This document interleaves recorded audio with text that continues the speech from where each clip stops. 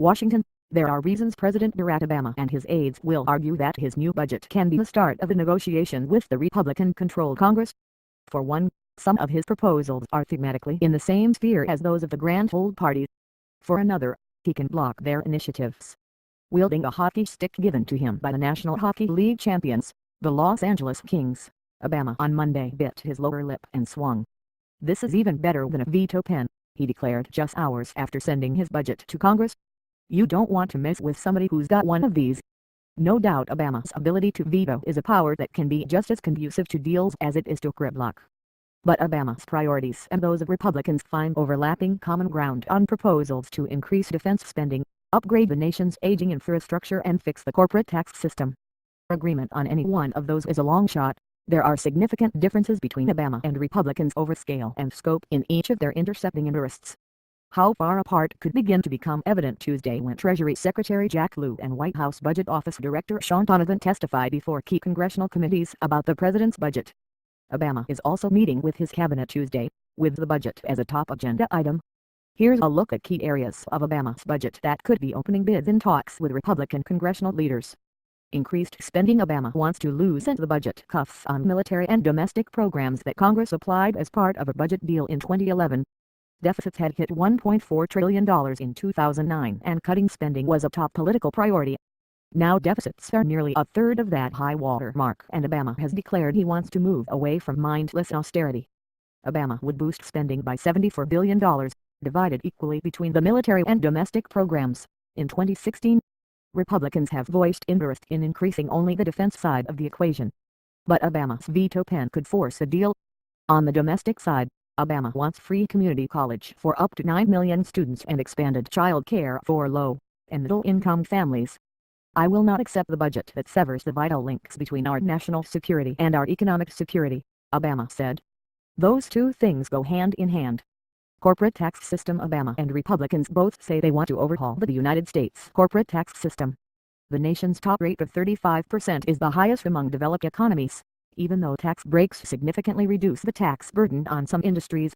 Both sides say they would be willing to eliminate tax breaks to bring down rates and make the system more equal for all industries. But finding what tax breaks and incentives to eliminate and which ones to retain could lead to a lobbying frenzy that halts the process in its tracks. Republicans want to reduce the top rate to 25%.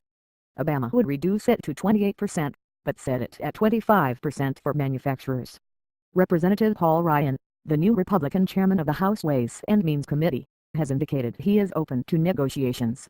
In a potential sticking point, Obama wants a 19% tax on the overseas profits of the United States companies, with a credit for taxes paid in the foreign country where they were earned.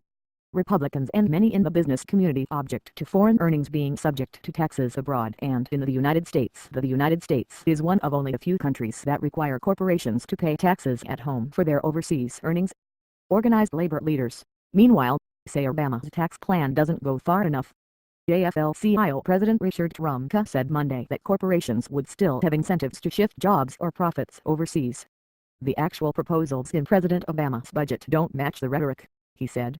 Infrastructure. Obama's budget proposes spending $478 billion over 6 years on upgrading highways, bridges and ports and modernizing transit systems. Lawmakers, most of whom have a public works needs in their districts or states, have been struggling to find ways to increase spending on infrastructure. Obama would cover half of his spending with a mandatory, one-time 14% tax on the nearly $2 trillion in profits that the United States companies have already accumulated overseas. That would generate about $238 billion, with the remaining $240 billion coming from the Federal Highway Trust Fund, which is financed with a gasoline tax. The former chairman of the House Ways and Means Committee, now retired Representative Dave Camp, R-Michigan, proposed a similar idea last year with a lower mandatory tax, but the plan did not make headway in Congress. The bipartisan group of House and Senate members support the plan that would allow companies to bring their overseas profits to the United States tax-free in exchange for purchasing infrastructure bonds. And Sens, Rand Paul, RKY, and Barbara Boxer, D-California, had proposed paying for highway and bridge fixes by letting companies voluntarily pay taxes on foreign earnings at a one-time low rate of 6.5%. The White House staunchly opposes such voluntary tax holidays, however, and critics say that without broader tax fixes, such holidays simply encourage companies to park their foreign profits overseas. Other lawmakers have proposed boosting the Highway Trust Fund with a higher gasoline tax, an idea considered more palatable now that gas prices are low.